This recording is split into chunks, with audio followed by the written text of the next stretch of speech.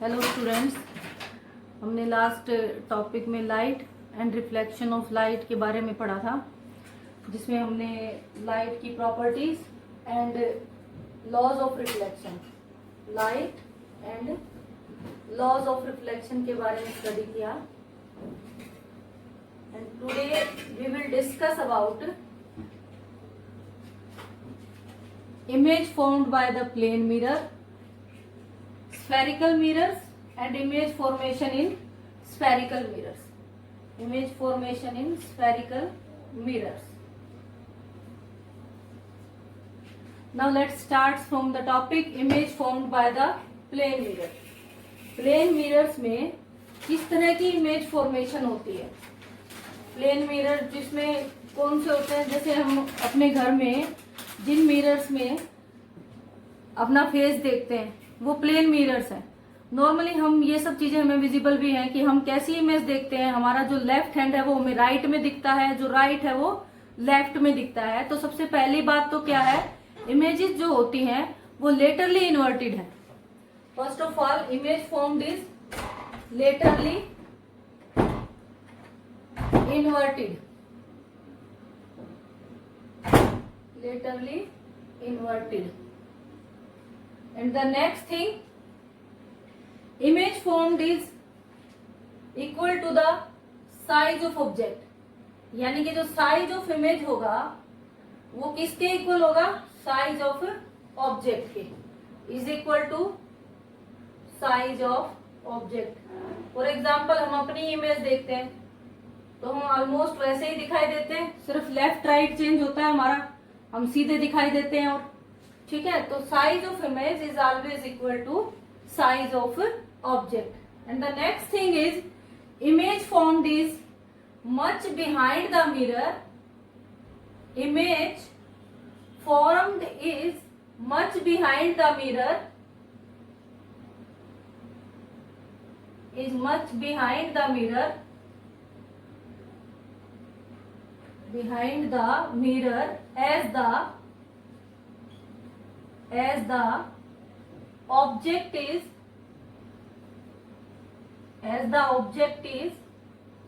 in front of it, in front of it।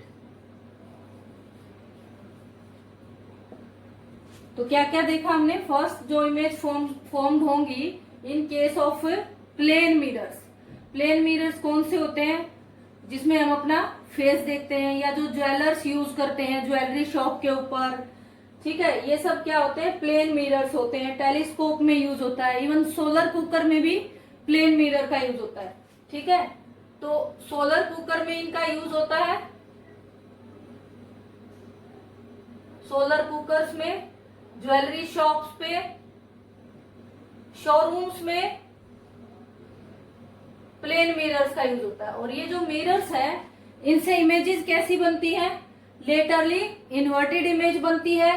Size जो है image का वो साइज ऑफ ऑब्जेक्ट, जो जिस चीज की हम इमेज देख रहे हैं उसके साइज के इक्वल होता है। And the third one is image formed is much behind the mirror as the object is in front of it. मतलब कि इमेज जो है वो मिरर के उतनी ही पीछे मिलेगी जितना ऑब्जेक्ट जो है मिरर के सामने, जितने डिस्टेंस पर ऑब्जेक्ट है उतने ही डिस्टेंस पे मिरर से पीछे इमेज मिलेगी। फॉर एग्जांपल हमने कहा कि ये मिरर है और ये ऑब्जेक्ट है, ये 2 मीटर है, मिरर के सामने ऑब्जेक्ट जो है वो 2 मीटर रखा है।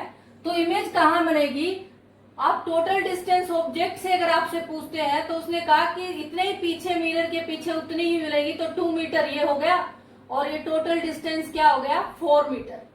तो इमेज जो बनेगी ऑब्जेक्ट से, अगर वो कहे कि ऑब्जेक्ट से कितनी दूरी पर बनेगी, तो जितनी दूरी पर, फॉर एग्जांपल इसमें हमने लिया है कि ऑब्जेक्ट 2 मीटर की दूरी पर है मिरर से, तो इमेज जो है वो ऑब्जेक्ट से 4 मीटर की दूरी पर बनेगी, लेकिन मिरर से 2 मीटर पीछे ही बनेगी। ये आपसे पूछ लेते हैं कई बार कि प्लेन मिरर के केस में बहुत ही सिंपल सा सवाल है, कोई भी डिस्टेंस आपको दे दें कि एक ऑब्जेक्ट है वो 10 सेंटीमीटर सामने है प्लेन मिरर के, बताइए उसकी इमेज कहाँ बनेगी, वो ऑब्जेक्ट से कितनी दूरी पर होगी, ऑब्जेक्ट से 20 सेंटीमीटर की दूरी पे होगी। ठीक है, नेक्स्ट वन जो टॉपिक है हमारा वो है स्फेरिकल मिरर्स। स्फेरिकल, स्फीयर हम जानते हैं, स्फीयर क्या होता है, एक गोला, ऐसे एक सर्कल हम ड्रॉ कर दें बोर्ड पे, तो स्फेरिकल मिरर में जैसे हमने एक स्फीयर ड्रॉ कर लिया है, ठीक है। अब ये जो स्फीयर है, इस स्फीयर में ये स्फीयर का सेंटर है, और इस स्फीयर को अगर मैं सेंटर से कट कर दूं ऐसे, अगर इस स्फीयर को मैं सेंटर से कट कर दूं तो इस स्फीयर के क्या हो जाएंगे, दो हिस्से हो जाएंगे। अब ये स्फीयर कितने हिस्सों में डिस्ट्रीब्यूट होगी, 2 पार्ट्स में। इसके 2 पार्ट्स हो गए, और फिर हम इसको कहें कि स्फीयर को ना ऐसे पॉलिश कर देते हैं कि इसका ये बाहर वाला हिस्सा हमने पॉलिश कर दिया, और जो इधर था इसका हमने अंदर वाला हिस्सा पॉलिश कर दिया। अब ये देखिए, ऐसा करने पे ये 2 तरह के मिरर हो गए। भाई एक मिरर में क्या हो गया, अंदर वाला हिस्सा पॉलिश है, और एक मिरर में बाहर वाला हिस्सा पॉलिश है। तो जो मिरर, अब यहां देखिए, इसको मैं अलग से भी ड्रॉ कर देती हूँ। ये जो मिरर है जिसकी पॉलिश्ड सरफेस आउटसाइड है, when the outside surface is, outer surface is polished, बाहरी सतह पॉलिश्ड हो, तो वो कौन सा मिरर होता है, that mirror is known as concave mirror. Concave mirror, cave की तरह, अंदर से कैसा हो, केव के जैसा हो, उसको हम क्या कहेंगे, कनकेव मिरर। स्पून देखा है ना आप सबने, स्पून की शेप कैसे होती है, स्पून ऐसे है, ठीक है। अब इसके इस वाले हिस्से को अगर हम पॉलिश कर दें, ठीक है, बाहरी सतह क्या होगी, पॉलिश होगी, और जो रिफ्लेक्टिंग हो गई, यानी कि लाइट कहाँ टकराएगी, यहाँ टकराएगी आके लाइट, और लाइट यहाँ से टकराने के बाद रिफ्लेक्ट होगी। तो ये जो पोर्शन हुआ, अंदरूनी पोर्शन, यहाँ से रिफ्लेक्शन ऑफ लाइट हो रही है, और ये कैसा है, केव की शेप जैसा है। तो इस मिरर को हम क्या कहते हैं, कनकेव मिरर, ठीक है। अब सेकंड वन क्या आ गया हमारे पास, जो स्फीयर थी उसका हमने दूसरा हिस्सा पॉलिश किया, कहां से, अंदर से। ये स्फीयर का अंदर वाला पार्ट अगर पॉलिश्ड है, ये पॉलिश्ड सरफेस हो गई, पॉलिश्ड, और इसको हम बोलेंगे दूसरी सरफेस को रिफ्लेक्टिंग सरफेस। रिफ्लेक्टिंग सरफेस यानी कि वो सरफेस जिससे टकरा के प्रकाश की किरण वापस मुड़ जाएगी, वो कौन सी सरफेस कहलाती है, रिफ्लेक्टिंग सरफेस। तो इसमें बाहरी सरफेस रिफ्लेक्टिंग है, यहाँ देखिए, अब ये सरफेस क्या है, रिफ्लेक्टिंग है, और अंदर क्या है, पॉलिश है। तो बाहर की तरफ जब रिफ्लेक्शन वाली सरफेस होगी तो उस मिरर को हम कहेंगे कन्वेक्स मिरर। कन्वेक्स मिरर, ठीक है। तो डेफिनेशन हम इनको कैसे डिफाइन कर सकते हैं, convex mirror is a mirror whose inner surface is polished, ठीक है, and the outer surface is reflecting surface, that mirror is known as convex mirror. Similarly concave mirror क्या हुआ आपके पास, whose outer surface is polished and inner surface is reflecting surface, तो that mirror is known as concave mirror, ठीक है। These are the 2 types of mirror. अब there are some terms, जो spherical mirrors होते हैं, उनको आगे करने से पहले इनमें हम कुछ टर्म्स को ध्यान कर लेते हैं, जिनका हमें आगे बहुत इस्तेमाल होता है हमारे न्यूमेरिकल्स में भी और क्वेश्चंस में भी। वो देख लेते हैं क्या क्या है। अब देखिए, हमने मिरर जब किया था, मिरर को किससे बनाया था, स्फीयर से। It means mirror is the part of A sphere. Mirror क्या है, एक स्फीयर का पार्ट है। तो हमने कहा कि ये एक स्फीयर है, और इस स्फीयर का ये सेंटर है, और इस सेंटर की जो दूरी है मिरर के सेंटर से या मिरर के किसी भी पॉइंट से जो दूरी है वो क्या है, आर। भाई ये तो हम भी जानते हैं कि सेंटर से किसी भी पॉइंट पे स्फीयर की जो दूरी है उसको हम आर लेते हैं, और उसको हम क्या बोलते हैं, वैसे त्रिज्या बोलते हैं, ठीक है। लेकिन यहां हम क्या बोलेंगे, उसको वक्रता त्रिज्या। ये जो आर है इसको हम क्या बोलेंगे, हिंदी में बोलते हैं वक्रता त्रिज्या, और इंग्लिश में बोलते हैं centre of curvature. Centre of curvature, first thing. तो सेंटर ऑफ कर्वेचर क्या है? It is the radius of the sphere of which the mirror is A part. जिस स्फीयर का दर्पण जो है, जिस स्फीयर का हिस्सा है, उस स्फीयर का जो रेडियस है, that radius is known as centre of curvature and it is represented by R. इसको हम किससे लिखते हैं? आर से, आर से डिनोट करते हैं। दूसरी टर्म इनमें आती है एक principal axis. Principal axis, the second term is principal axis. अब ये क्या है? The line passes through the centre of the mirror.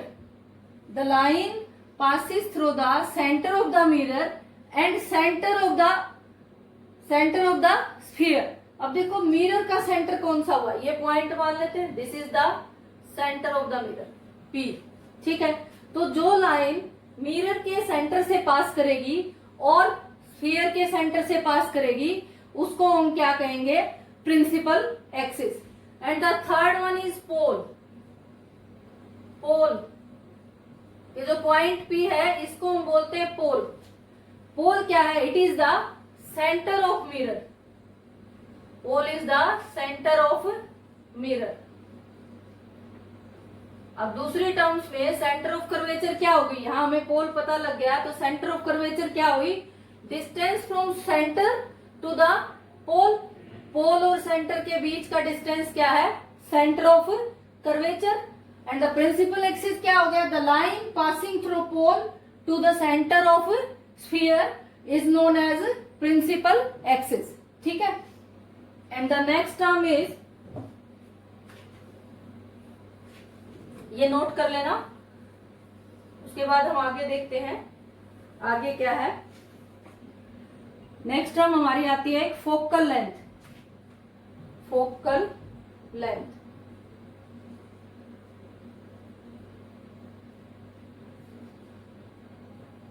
ये बहुत इंपॉर्टेंट है। ठीक है, तो फोकल लेंथ क्या है? ये वो डिस्टेंस है पोल से फोकस के बीच का डिस्टेंस। अब ये फोकस क्या चीज है? जैसे मान लो ये हमारे पास एक मिरर है। ठीक है, फोकस को समझने के लिए हम एक डायग्राम बना लेते हैं। उसमें क्या है? ये पोल है। ठीक है, ये पोल है और जो लाइन आप, एक लाइन आप ड्रॉ करोगे जो कि पोल से पास करेगी, तो वो क्या होगी? Principal axis. रे डायग्राम बनाते हुए ये चीजें हमेशा ध्यान रखनी है आपको। पोल से एक लाइन पास करेगी, उसको हम क्या कहेंगे? Principal axis.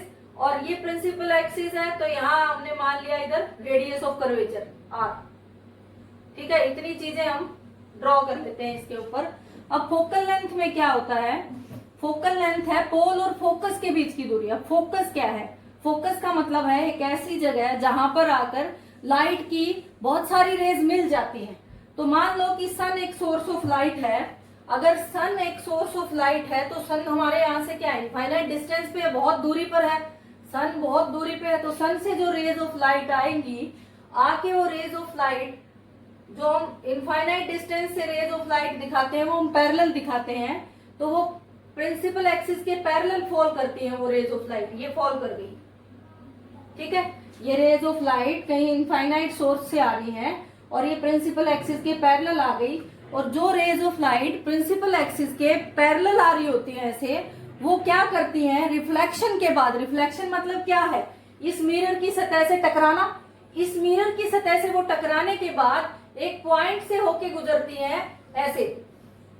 ये रिफ्लेक्ट हुई और रिफ्लेक्ट होके इस पॉइंट से पास करेगी। ठीक है, और दूसरी रे जो इधर से आ रही है, वो भी क्या है? रिफ्लेक्ट होके इसी पॉइंट से पास करेगी। इस पॉइंट को हम क्या कहेंगे? फोकस। ये जो पॉइंट है, जिस पॉइंट के ऊपर rays of light which comes parallel to the principal axis meet after reflection. Reflection के बाद जिस पॉइंट पर पैरेलल रेज जो है लाइट की, जो कि किसके पैरेलल है? प्रिंसिपल एक्सिस के पैरेलल है, वो आकर मिलती है कब? रिफ्लेक्शन के बाद। उस पॉइंट को हम क्या कहते हैं? फोकस। और उस पॉइंट से पोल की जो दूरी है, उस पॉइंट और पोल के बीच की जो दूरी है, ये जो इतना डिस्टेंस है, इस डिस्टेंस को हम क्या कहते हैं, focal length. It is given by P F. It is given by P F and is equal to F. F से इसको डिनोट करते हैं and it is denoted by F. ठीक है, ये आपको याद रखना है. अब ये जो फोकस है ना, किसी भी मिरर का, ये जो स्फीयर है, मान लो आपके पास ये स्फीयर है, ठीक है, ये इसका रेडियस ऑफ कर्वेचर है, और अब ये जो फोकस है किसी भी मिरर का, ये हमेशा रेडियस ऑफ कर्वेचर और जैसे ये पोल है, ठीक है, पोल से जितनी दूरी पर फोकस होता है उतनी ही दूरी पर रेडियस ऑफ कर्वेचर होती है फोकस से.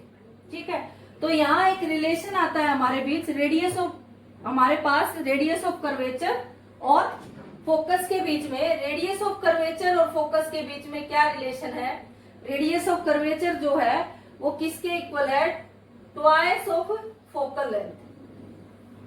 Radius of curvature is equal to 2 into focal length, या हम ऐसे भी कह सकते हैं कि focal length F is equal to R by 2. Focal length F is equal to R by 2. इसके ऊपर न्यूमेरिकल आ जाते हैं पेपर में, बहुत डायरेक्ट आते हैं. आपसे कह दिया कि एक मिरर है, एक कनकेव मिरर है, radius of curvature of A concave mirror is 10 centimetre.